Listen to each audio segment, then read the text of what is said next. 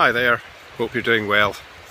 This is just a quick video to say some more about integrational polytheism, which is nominally what this channel is actually about, and sometimes people ask me about it.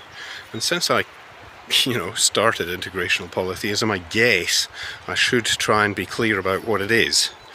So there's lots of different approaches I could take. Today I'm not going to do the whole how it got started, how I came up with the idea, all of that. What I'm going to do is take a slightly different tack and try to say what it is. So first of all, in our culture, it's very common to talk about a faith, different faiths, and that means different religions. But religions are only defined by faith and, let's face it, belief in our culture, because that's how Christianity defined itself in its earlier centuries, because there were lots of different Christian groups that believed different incompatible things, and in the 3rd, 4th and 5th centuries they had to hammer out what's the orthodox, what's the right belief, and what's the heterodox, what's the heretical, non-correct belief. And as a result, Christianity became defined in terms of whether you believe the right things or not. And because our culture is essentially based on Christianity, it meant that when other religions came in, that's how we classified them, Hinduism, what do they believe? Islam, what do they believe? I'm not sure. I'll tell you what, maybe because Islam is dependent on Christianity to an extent, it's possible that they also define themselves in terms of belief. I guess they do from the Shahada. But anyway, what was I going? Yeah, all right. So yeah, religion tends to be defined in terms of belief, but it doesn't have to be. And in the ancient world, it often wasn't, and also in other parts of this world, like Shinto, for example. It has loads of people who practice it, at least at certain times of the year, but not that many people who, actively say they believe. So yeah, so I think I'd like integrational polytheism to be more about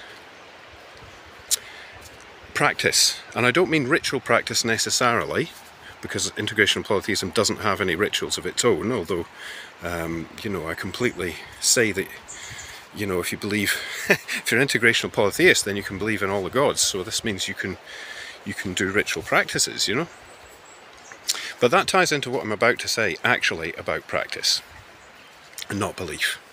I mean, I'd like to think that the central ideas of integrational polytheism involve, we're going into a dark bit, involve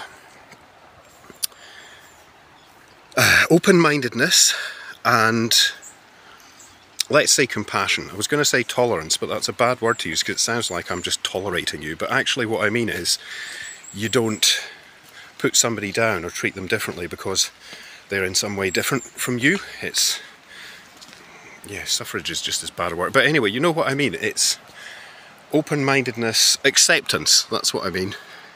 So, as people, if there were a load of integrational polytheists, I would want them to accept other people without question, and the thing they would question would be those people's practices if they needed to. So people are often doing, things which are not compassionate, and that can be challenged. I mean, that can be challenged. I'm not saying accept everybody's bad practices, and I'm not saying accept everybody's bad religious beliefs. I'm saying that everyone should be open-minded and everyone should be accepting. And I know that a lot of religions and a lot of gods don't support that. I think that should be challenged. That's where I draw the line. I say that I accept all gods, and that's fine, but you know what? I don't accept gods making the claim that they're the only god, and I don't accept gods telling people to do horrible things to each other, like genocide or, you know, invade their city and convert them at the point of the sword. All that stuff, you know, that's often associated with religions we love to hate.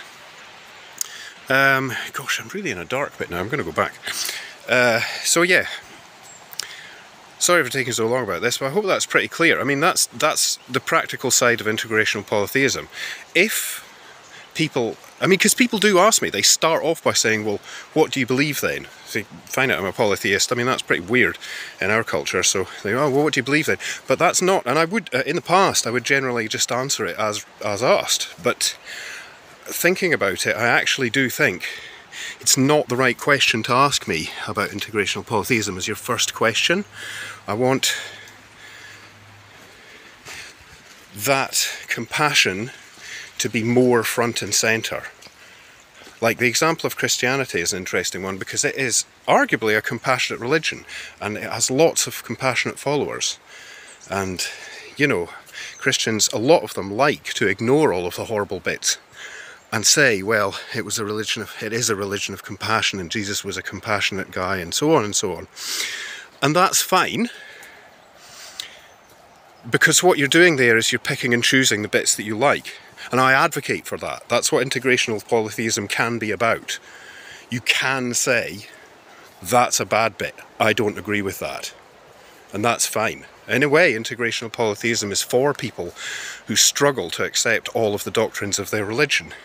If you are a Christian or a Muslim or, you know, whatever, and you don't like some of the things in your religion, but you want to accept the good bits, I mean, you'll be an integrational polytheist then, because then you can accept the good bits of many religions. You know? I mean, integrational polytheism isn't just about picking and choosing. But I mean, you can make of it what you will. I like to sometimes focus on the problems in a particular religious system and to consider whether or not the early followers of that religion saw it that way, whether or not we've come to, you know, like thou shalt not suffer a witch to live. Was that in the original text? Was it originally poisoner? If it was poisoner, how did they understand it? Just because they understood it that way, does that mean we have to take that view blindly, or can we decide that that's wrong, etc., etc., etc.? I mean, Christians and Jews have reinterpreted their own scriptures so many times. I mean, read the book of Leviticus. I mean, most of that stuff nobody observes anymore. You know? Do women have to sacrifice 2 pigeons every time they menstruate? I don't think Christians believe that.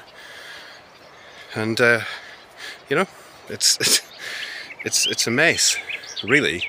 Because those religious systems say, this is a perfect system, and if you follow it, then you'll get a perfect result, etc., etc. I don't say that with integrational polytheism. I say live and let live. That's the central practice. So, you know.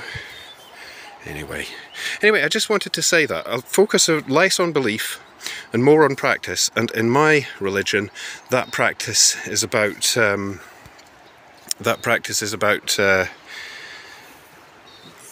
compassion and acceptance and give and take and live and let live. You know. And I know that's not compatible with Islam, and I know it's not compatible with Christianity, who smilingly tell you that you're going to burn in hell if you don't accept this thing that they can't prove about the resurrection. But, you know, in the words of St. Paul, if the resurrection isn't true, then our faith is worthless. I'm paraphrasing slightly, but that's what he said. So I completely agree with that. Anyway, I mean, yeah, this was a bit of a ramble. I didn't have a script for this one, but thanks for your time. 10 minutes. And have a good day, and be excellent to each other.